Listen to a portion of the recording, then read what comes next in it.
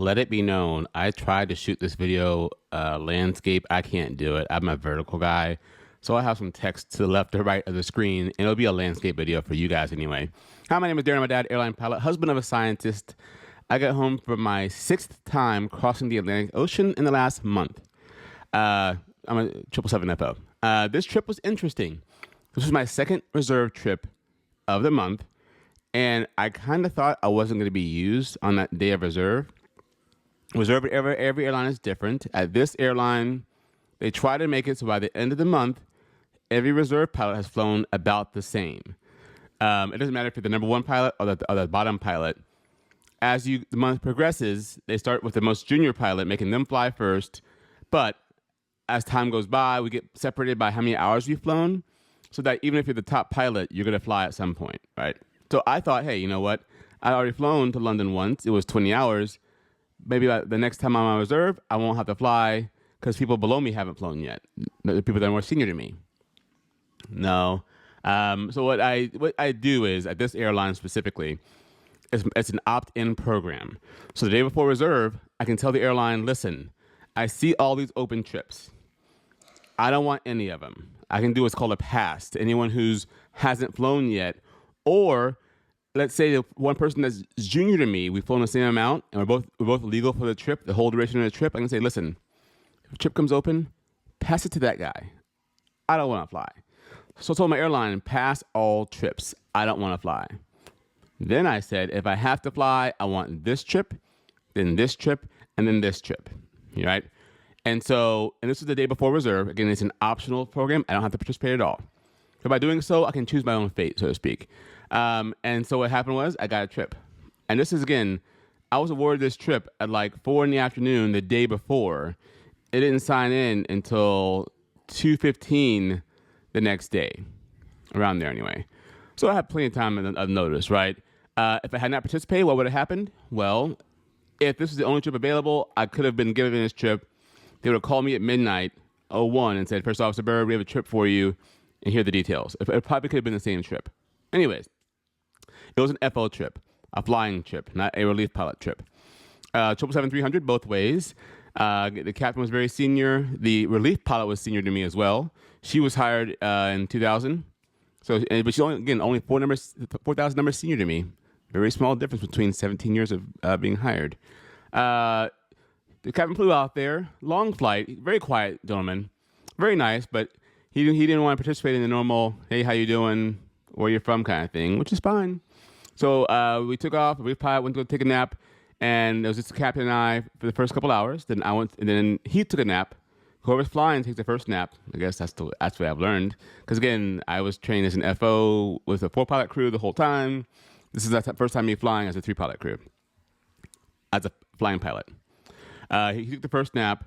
Then I went back, took the second nap. I came up front about a few minutes before top of descent into London. It was very foggy in London, surprise. And we were arriving just past 6 a.m, so after the curfew. We did a few turns in the hold, and then we landed on 9 left behind a heavy Virgin airplane, which I may or may not include the video. It's funny how my airline's being weird with me right now, but I didn't shoot the video. So if you see a video next to me, I didn't shoot it. It's clearly from YouTube. And we got some wake turbulence from the heavy ahead of us, right? Most time, heavy, you won't think about that kind of thing, but it was fairly calm winds. So that heavy Virgin, I think, Airbus really shook up the air. So we're coming down nice and smooth, and the last 30 feet, a little bit of rocking. He did a great job working onto the runway. Got to the gate, the plane, think with the normal jet bridge. Got to the hotel, and my first room I got to, I went in the room, rooms were ready, unpacked, got in bed, tried to relax, turned the AC on, and it was barely blowing. I'm like, that's not good. Sure enough, the AC wasn't working. Called the front desk. Oh, we'll bring you a fan. I'm like, a fan's not going to work, but it's hot in this room. So they got me a new key. I had to pack up all my stuff again, go to the new room. AC was normal. Now it's about 8:30, 8:40 in the morning. I went to bed for about 3.5 hours. Long nap, right? Woke up, and I forced myself to wake up, right? Woke up, and then I needed lunch. So I went to McDonald's. Don't judge me. I wanted food quickly. And they have a weird McChicken there. Chicken Big Mac. That's not very American, London. I then walked around Kensington grounds and Hyde Park for quite a while. I walked a couple miles inside the park, just seeing stuff and moving about. I then went to the London Eye and just kind of looked at that thing for a little bit, walked around that area, walked on the bridge. I don't know if it was Tower Bridge or London Bridge. I'm not sure which one it was, but there's lots of performers on the bridge. Lots of scam artists. Lots of scam artists. Do people not learn?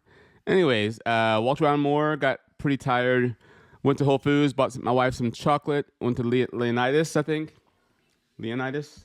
Yeah, Belgian chocolate. I'm looking at it. I'll show you a picture in a second. Got my wife some chocolate for Mother's Day and got some dinner at Whole Foods. Went back to the hotel, went to bed right about 7:30, 8 o'clock at night, which is, early in Dallas time. But again, I like rest. Again, one thing I do before red eye, I get everything ready. So I took a shower, packed my room a lot. So lots of stuff was packed up before my nap. So that when I woke up for my nap the next morning, which is really the full night's rest, right? Because I went to bed at 7:30. Got up in the morning, had breakfast in the room, some stuff about at Whole Foods, had a Red Bull that I had brought into the country.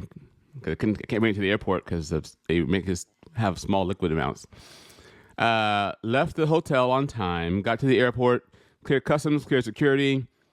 We got to the airplane early. I did buy coffee this time because my last trip I didn't buy coffee because I was the FB relief pilot. This time I'm the FO, so I bought coffee.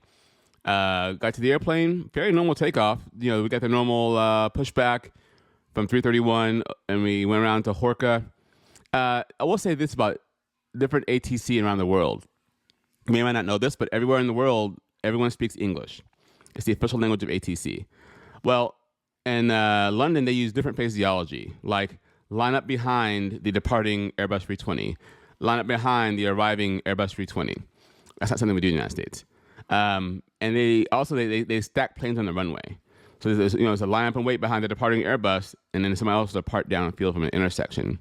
That's not normal. It's just different. I'm not saying it's bad. It's just I really have to perk up my ears when flying out of London. It's different phraseology. They're very good. They're very, very good. Wait, rewind 1 second. On our arrival, 9 left, we got cleared to land at 300 feet. 300 feet cleared to land because we were so close behind the aircraft ahead of us. Anyway, my takeoff on 9 right this time. Took off, made a left-hand turn, and I hand flew to about 10,000 feet. Then I'm like, all right, I probably can have it. Same spiel, went up. The relief pilot went back to take her nap. Somewhere over the Atlantic Ocean, it was my turn to take a nap, and I was ready for it. Even though I had lots of sleep, my body is still happy with all the jet lag. So I went back, took my nap, at about a 3-hour break. I slept for about an hour and 45 minutes because you can't sleep right away. I'm not a robot. Plus, waking up, use restroom, yada, yada. But I do sleep better on the 300 over the 200, though. The 300 rest areas are much better than the 200 rest areas. Then I woke up somewhere over Canada. Captain went back to take a nap. And then as we came into the Dallas area, there's a lot of weather, a lot of storms going on. Our alternate was St. Louis. Well, we got closer and closer and closer, and a big line of weather blocking us off the airport. We couldn't get to the airport, so we had to hold over Chumley for quite a while. And the ATC controller was really overworked, right? And he made a statement that was just kind of weird. He said, there's moderate to severe turbulence reported coming into Dallas. Who does not want to go? It's like, who doesn't want to go to severe turbulence or moderate turbulence, right? He was doing the best he could. But we held for a while. We waited for someone else went in, and then they didn't report anything more than moderate. So we skirted the weather best we could, went over the east side of Dallas and over the north side of Dallas to get in. It's only my second time landing a 777-300. We landed One 8 right, which is my favorite runway. I've landed on that runway now with 6 different aircraft types. And the only mistake I made, so in previous aircraft on the Airbus, it's ingrained in my head, at 50 feet, I think about flaring, but I don't flare. At 40 feet, I think about flaring, but I don't flare. At 30 feet, I'm like, all right, get ready to flare. And so I begin my flare around between 30 and 20 feet, and I grease it on. Well, at this point, I've been up for a long time. Fatigue is an issue. I wasn't fatigued, but again, I've been up for a long time. And at 50 feet, I'm like, all right, get ready to flare, Darren. Get ready to flare. 40 feet. All right, Darren, you ready? You ready? 30 feet. I began to flare, and it's a very steady pullback. Just pull back, not hard, just pull back. And great touchdown. It was very buttery smooth. And in fact, I can look at the performance of my landing on my company app. I can't show it to you, but I landed at exactly 1,300 feet down the runway. Textbook for a wide body aircraft. I did use Auto Brakes 3, which it was raining at the time, so I'm like, yeah, it's a long runway, but in case I do float, Auto Brakes 3. The captain warned me with Auto Brakes 3 to make sure I keep the nose off, because with Auto Brakes 3, the nose will want to slam down. So once the main's touched, again, the gears are articulated, I did pull back a little bit more to make sure the nose wouldn't fall, and I just lowered the nose onto the ground. I flew the nose onto the ground. We exited, I think, at Whiskey Lima into 18 right, and went into the gate right on time. Even with all the holding, we got to the gate on time. Said goodbye to all the crew, headed home with my wife's chocolate, and that was done. So now I have a couple of days off, and I'm thinking on my next reserve stint, I shouldn't have to be used, but there is a strategy involved in that I might want to fly. So we'll have to see how it goes. But I'm glad you enjoyed my videos. I try to make them interesting with all kind of text somewhere around the screen, so you're not just watching a talking head. If you have no idea who I am and you're still watching this, thank you. My name is Darren. I'm a dad. I am an airline pilot, and I am a husband of a scientist. I make videos to make people aware of the career I love so much. I do get comments that I talk fast. I do the best I can. I have a stutter, and it takes me sometimes several takes to make these videos. This is all one take if you haven't noticed yet. But I try to talk clearly and enunciate my words. I do the best I can. I'm a dad. All right. As always, have a great day, and thank you for stopping by.